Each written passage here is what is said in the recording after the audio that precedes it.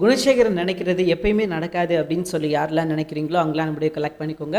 ஆமாங்க, குணசேகரன் என்ன நினைக்கிறார் அப்படின்னா, எப்படியாவது சக்தியை வந்து போட்டு தள்ளிடலாம். ஏன்னா தன்னை பத்தின விஷயம் வந்து அவனுக்கு தெரிஞ்சிருச்சு. ஸோ இதுக்கப்புறம் அவனை உயிரோட விடுறது ஆபத்து. தான் ஒரு யோக்கியன், என்ன போல ஒரு யோக்கியன் இந்த உலகத்துல யாருமே இல்லை அப்படின்னு கட்டமைச்சுக்கிட்டு இருந்தாரு. ஆனா நடந்த விஷயங்கள் எல்லாமே அவருக்கு எதிராக இருந்தது அப்படின்றதுனால சத்தியம் முடிச்சு விட்டுறலாம். ஏன்னா அவனை வச்சுதானே இவளுக்கு ஆடிக்கிட்டு இருக்காளுங்க. ஸோ அவனையே வந்து முடிச்சு விட்டோம்னா இதுக்கப்புறம் யாரால எதுவுமே பண்ண முடியாது அப்படின்ற ஒரு சுச்சுவேஷன் வந்துரும்ல அப்படின்ற மாதிரி பிளான் பண்ணி இப்போ தன் கட்டுப்பாட்டில் வச்சிருக்காரு. ஸோ தன் கண்ட்ரோல்ல வச்சிருக்காரு. என்ன செஞ்சாலும் நம்மள மீறி எதுவும் செய்யக்கூடாது அப்படின்னு சொல்லிட்டு. ஸோ இன்னைக்கு எபிசோட் நடந்த விஷயங்கள் என்ன அப்படின்னு பாத்தீங்கன்னா, ஆரம்பத்தில் எடுத்த உடனேயும் நம்ம சக்தி தான் காட்டுறாங்க. சக்தி வந்து தனக்கு நடந்த விஷயங்கள் எல்லாத்தையும் யோசிச்சு வந்துகிட்டு இருக்காரு. அண்ட் அது போக இந்த பக்கம் பாத்தீங்கன்னா ஒரு வாய்ஸ் மெசேஜ் பண்றாரு. யாருக்கு அப்படின்னா ஜனனிக்கு. ஜனன்ட்ட என்ன சொல்றாரு அப்படின்னா, ஜனனி அந்த மாதிரி கிளம்பிட்டேன், நான் இப்ப எப்பயுமே வழக்கமா வர்ற ரூட்ல வரல, அதுக்கு பதில் நான் வேற ரூட்ல வர்றேன். காரணம் என்ன அப்படின்னா, இவங்க த்ரெட்டன் இருக்குதுன்றதுனால நான் வேற ரூட் சூஸ் பண்றேன் அப்படின்ற மாதிரி சொல்லும் போதே மெசேஜ் வந்து கட் ஆயிருது. அப்ப ஜனனி என்ன நினைச்சிட்டு இருக்காங்க அப்படின்னா, ஓகே சக்தி வேற ரூட்ல வர்றான் போல அப்படின்னு சொல்லிட்டு 3 மணி நேரம் ஆகுது, 4 மணி நேரம் ஆகுது, வெயிட் பண்ணி பாக்குறாங்க,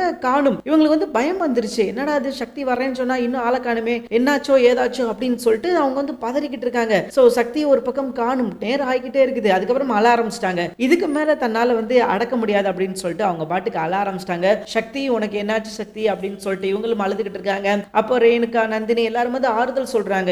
விடுமா, ஒண்ணும் கிடையாது, வேற ரூட்ல வந்திருக்கலாம், இல்ல அப்படின்னா வேற யாரையாவது பார்த்திருக்கலாம், ஏதோ ஒரு விஷயம் நடந்திருக்கல, சோ அதனால தானே லேட் ஆகுது, மத்தபடி ஒண்ணுமே கிடையாது அப்படின்ற மாதிரி சொல்லிட்டு இவங்க எல்லாம் பேசிக்கிட்டு இருக்கும்போது அடுத்து ஜனனிக்கு வந்து ஒரு மெசேஜ் வருது. சோ மெசேஜ் வந்தோடனே என்ன சொல்றாங்க அப்படின்னா, பாரு அவனே என்ன மெசேஜ் பண்ணிட்டான், நான் வந்துட்டேன், இல்ல இங்க இருக்கேன் அங்க இருக்கேன்னு சொல்லிட்டு, இதுக்குள்ள இவ பதறாளே அப்படின்னு சொல்லிட்டு இவங்க எல்லாம் பேசிக்கிட்டு இருக்கும்போது ஜனனி அந்த மெசேஜ் ஓபன் பண்ணி பாக்குறாங்க.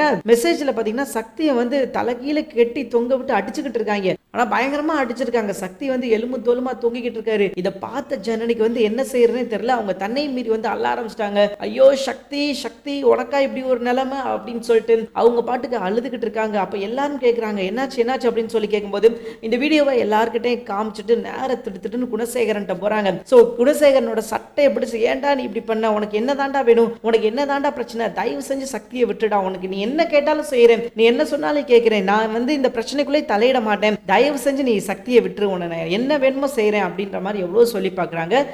என்னாச்சு திடீர்னு வந்த சக்தி சக்தின்ற, எனக்கு என்ன தெரியும் சக்தியை பத்தி அப்படின்ற மாதிரி ஒண்ணுமே தெரியாத மாதிரி குணசேகரன் நடிக்கிறாரு. அப்போ கேட்கிறாங்க, சோ இதெல்லாம் பாரு அப்படின்ற மாதிரி வீடியோ காமிச்சோடனே இவர் நடிக்க ஆரம்பிச்சாரு.